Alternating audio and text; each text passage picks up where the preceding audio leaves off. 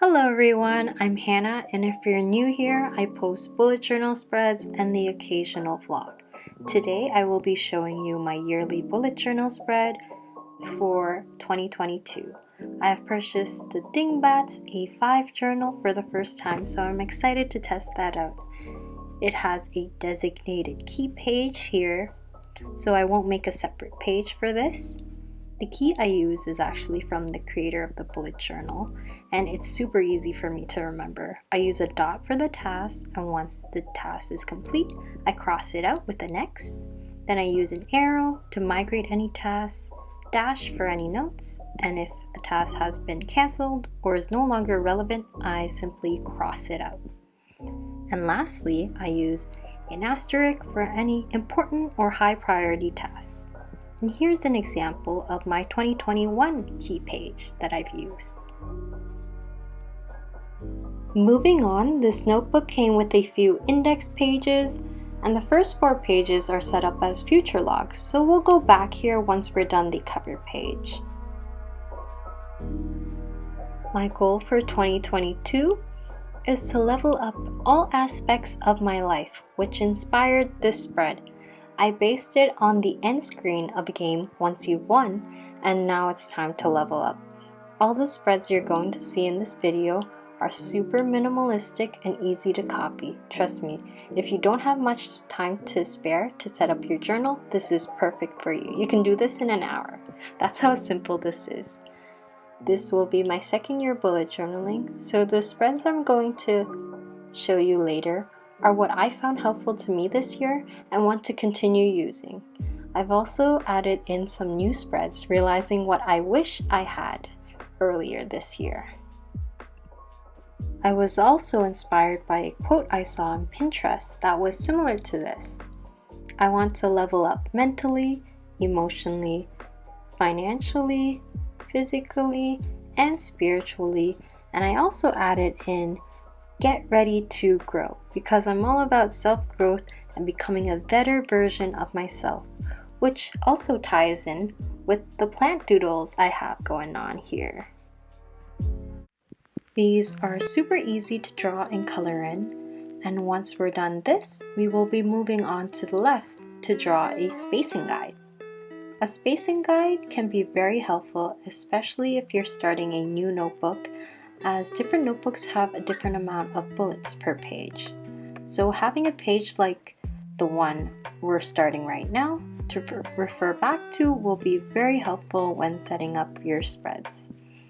Here I have already divided the page into quarters, and I am numbering horizontally and vertically all the bullets. And I'm naming this spacing bullets. And here I am splitting the page into dimensions that I'm more likely to use in my spreads. So half page, thirds here, quarters over there, and that really is all I do for the spacing guide. Now moving on to the future log.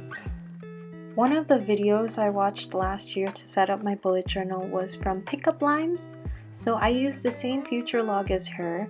I divided the page into 3 sections over the 4 allocated pages for the future log, and I won't be doing a year at a glance since I have always referred back to my future logs when making my monthly calendars, so I'll be saving a page by not doing that. And all the dates are already here as well, so it's easy to transfer straight from future log to the monthly calendar. Now we'll move on to my goals page. I'm just writing in 2022 goals here as the header, and I am now making different sections for different types of goals. I have divided them up as personal, health, career, other, and dreams, but it is completely customizable to you. If you're still in school, you can add in academic goals. I'm also winging it here with no ruler, as you can tell. But yeah, that's what makes this spread so fast. Without a ruler, everything is just a lot faster. The things I did page I got from Ono Nina's videos. This spread was so nice because I really loved looking back at the things I did, and when I did them, didn't matter if it was something big or small. The next page is things to check out in 2022. I currently have a lot of things I want to watch on Netflix, but I haven't gotten to yet, so I'd like to have a page in my bullet journal where I can refer back to.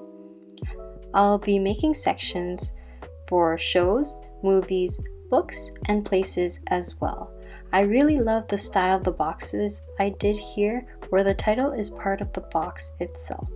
Afterwards, I added little details on the boxes just to make it look less simple. And I also added these to my goals page afterwards.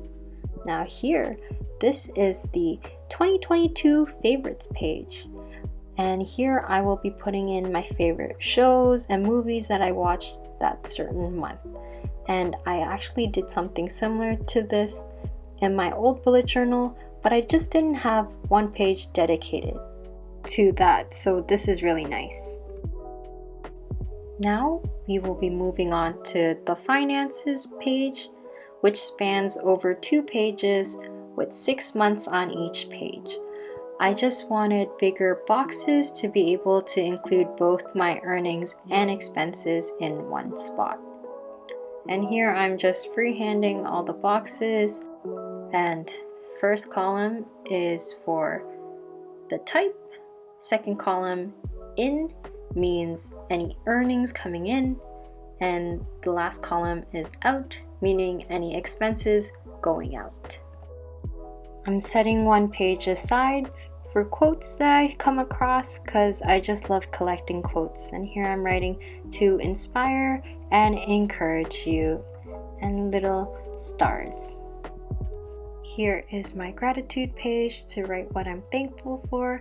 Sometimes we focus on what we don't have and don't realize what we do have, so this is really nice. Lastly, a page for notes, and that concludes my yearly setup. I hope you guys found this video helpful, and don't forget to like and subscribe. Here is the final flip through.